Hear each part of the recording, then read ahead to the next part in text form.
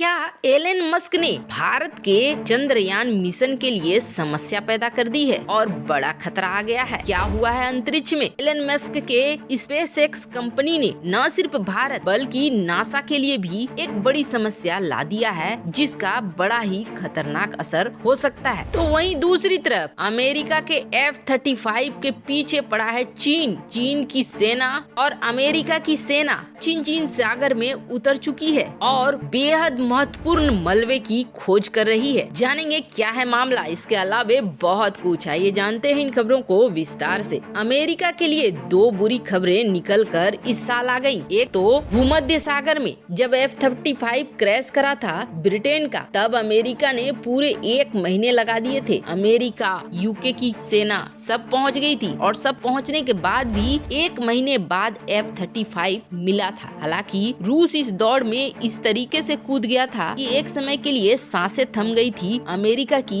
कि ये हाथ लग जाएगा रूस के। पर अब वैसे ही हालात शुरू हो गए हैं दक्षिण चीन सागर में। जैसा कि हमने आपको अपनी खबर में बताया था कि अमेरिका का F-35 क्रैश कर गया है और ये क्रैश करके सीधे पानी के अंदर चला गया है और क्रैश इतना जबरदस्त था कि 7 लोग इसमें घायल भी हो गए। अब जैसे ही दक्षिण चीन सागर में दुर्घटनाग्रस्त हुआ है अमेरिका का most advance fighter jet F-35, इसको तलाशने के लिए अमेरिका भी दौड़ा है तो वहीं चीन भी दौड़ा है। इसकी वजह बेहद खास है। अमेरिका नहीं चाहता है कि किसी भी तरीके से चीन के हाथ लगे F-35, क्योंकि इसके मलबे के जरिए भी चीन उसकी जो टेक्नोलॉजी है, जो बहुत एडवांस टेक्नोलॉजी है, उसको पता कर सकेगा। अब बात यह है कि चीन और अमेरिका दोनों पूरे का पूरे फाइटर जेट को नहीं ढूंढ रहे हैं, बल्कि दोनों ढूंढ रहे हैं ब्लैक बॉक्स को, जो समंदर की गहराई में कहीं छिप गया है। अब ब्लैक बॉक्स ढूंढने का मतलब क्या है? ब्लैक बॉक्स से तो सिर्फ सूचनाएं मिलती हैं और कोई टेक्नोलॉजी वगैरह तो नहीं मिलता है। ब्लैक बॉक्स बस यही बताता है कि अंतिम समय में कुछ सेकंड पहले या फिर 1 घंटे की रिपोर्ट, इस समय कौन सी दिशा थी,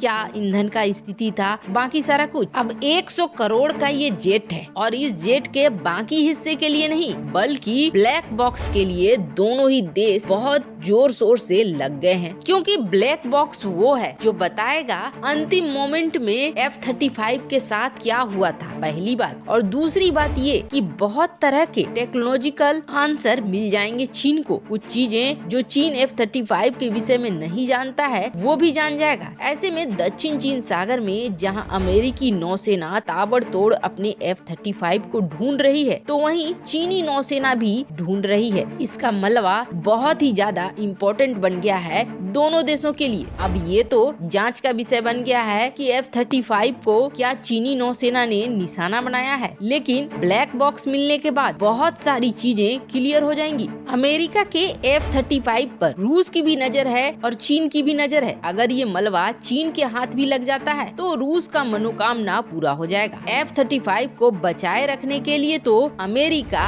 दुनिया भर में प्रतिबंध लगाता फिरता है कि आप रूसी डिफेंस सिस्टम नहीं लो। खासतौर पर उन देशों को मना करता है जो देश F-35 खरीद चुके हैं, क्योंकि रूसी डिफेंस सिस्टम F-35 का फिर तोड़ निकालने लगेगी। खैर, इस वक्त दक्षिण चीन सागर में अमेरिका के लिए एक मुसीबत तो जरूर बनी है। तो वहीं दूसरी तरफ जैसा कि हमने आपको बताया, हाल ही में एलन मस्क और भारत सरकार के बीच कई मुद्दों को लेकर टकराव चल रहा है। लेकिन क्या ये लड़ाई अब अंतरिक्ष तक पहुंच गई है या फिर एकमात्र ये चूक है, जिस चूक का सबसे बड़ा नुकसान भारत को होने वाला है? वैसे तो ये कहा जा रहा है कि ये नुकसान नासा को भी होगा, लेकिन भारत के लिए मायने करता है। नासा के लिए भले मायने न करता हो, भारत का चंद्रयान मिशन बहुत ही इम्पोर्टेंट है और ये मिशन अगर बर्बाद हो जाता है और भारत के सैटेलाइट अगर बर्बाद हो जाते हैं जो पहले से ऑर्बिट में घूम रहे हैं, तो ये भारत के लिए ऐसे वक्त पर जब चीन और भारत के बीच में जंग के हालात बन रहे हैं बहुत ही बुरा होगा। दरअसल एलन मस्क कई चीजों की वजह से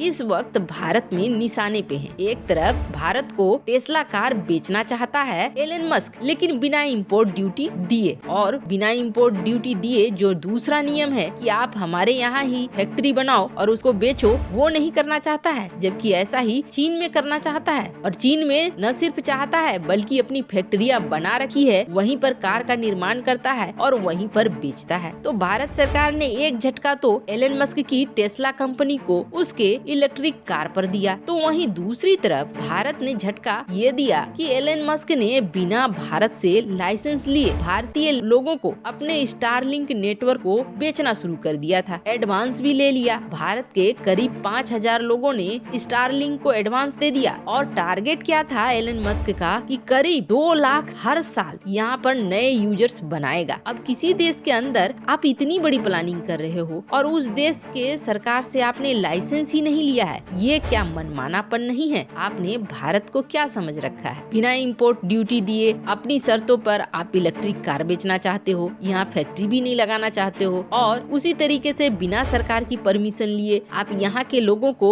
वो नेटवर्क प्रोवाइड कर रहे हो जिसके बारे में एक्सपर्ट ये कह रहे हैं कि इस नेटवर्क से जुड़ना सबसे बड़ा खतरा रहेगा, क्योंकि स्टारलिंक के हाथ में बहुत प्राइवेट डेटा चला जाएगा किसी भी देश का। और ऐसे में आप उस देश की जनता को अपना प्लान बेच रहे हो लेकिन उसकी सरकार को कॉन्फिडेंस में नहीं ले रहे हो। अब ये सब तनातनी के बाद जहां भारत सरकार ने एलन मस्क को कह दिया कि आप पैसे लौटाओ और पहले सरकार से लाइसेंस लो, तो ये तनातनी अब अंतरिक्ष तक में पहुंच गई है। दरअसल हुआ ये है कि एलन मस्क की कंपनी स्पेस एक्स ने एक रॉकेट दागा और इस रॉकेट का नाम है फैल्कन 9। फैल्कन 9 ने अपना कंट्रोल खो दिया है और ये कंट्रोल खोने के बाद चंद्रमा की तरफ बढ़ रहा है, लेकिन समस्या भारत के लिए खड़ी हो रही है और कुछ हद तक नासा के लिए खड़ी हो रही है। मतलब चंद्रमा से जल्द ही स्पेस एक्स का ये रॉकेट टकराएगा। नासा का लियोनर ऑर्बिटर और भारत का चंद्रयान 2 ये दोनों इसके रास्ते में पड़ रहे हैं, क्योंकि ये वो सैटेलाइट हैं जो चंद्रमा के ऑर्बिट में चक्कर लगा रहे हैं। ऐसे कहा जा रहा है कि 4 मार्च 2022 को जो कैलकुलेशन होकर डेट निकल कर आया है, उस डेट को ये चंद्रमा को क्रैश करेगा। पर अभी भी इसका बिल्कुल एग्जैक्ट टाइम निकल कर सामने आना बाकी है। वैसे आपको बता दें, इसका मतलब ये नहीं है कि जब चंद्रमा पर टकराएगा ये रॉकेट तो नीचे से हमें दिखाई देगा, ऐसा कुछ भी नहीं होने वाला है। ये क्रैश धरती से दिखाई देने वाला नहीं है, ये क्रैश चंद्रमा में बहुत दूर की तरफ होने वाला है। और ये खबर वियोन की तरफ से जारी की गई है कि स्पेस एक्स के इस रॉकेट से भारत के चंद्रयान 2 को बहुत ज्यादा बड़ा खतरा है, वो निशाने पर आ सकता है। मतलब कि चंद्रयान 2 बर्बाद हो सकता है। अब जिस तरीके से सैटेलाइट की बौछार कर रखी है स्पेस एक्स ने, उसे देखते हुए ऐसा लगता है कि क्या ये सचमुच खुद से आउट ऑफ कंट्रोल हुआ है या फिर किसी तरीके का षड्यंत्र है जो स्पेस एक्स रच रहा है। क्योंकि इन दिनों भारत सरकार ने बड़ा कड़ा रूप दिखलाया है एलन मस्क को। वैसे आपको क्या लगता है, क्या मामला हो सकता है? कमेंट कर अपनी राय जरूर बताएं। जल्द मिलते हैं अगले वीडियो में नई खबर के साथ।